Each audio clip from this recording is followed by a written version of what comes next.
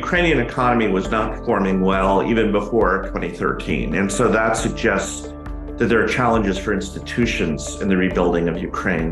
It's going to cost a lot of money in order to do the rebuilding. There will for sure be less trade with Russia. There will be further structural change, and perhaps also more concentration in Kiev. Some of this, unfortunately, is happening because of the war. Many people fled the country. Many researchers, mostly women, find their new homes in research institutions in Europe, in the US, and Canada. Now people are much more connected to their peers in Germany, in France, in Italy, in the US, and so on. Ukraine has problems with corruption, but we have to remember that Ukraine started from a very low base. So we are making a lot of progress. Things may be improving now, but I think we are still not there. The rebuilding of Ukraine is going to be only successful if Ukraine starts to trade a lot with the European Union.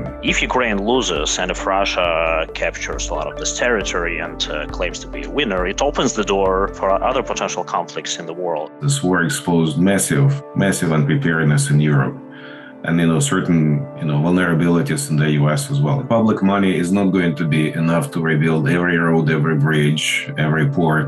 It has to be really a combination of public-private partnerships. Russia as a threat is not going to disappear. So what is going to be important is to have some type of military insurance. This is going to make investment into Ukraine, specifically mortgages, more attractive. 1 year after the war, I just don't see how Ukraine can lose this war with these amazing people that we have.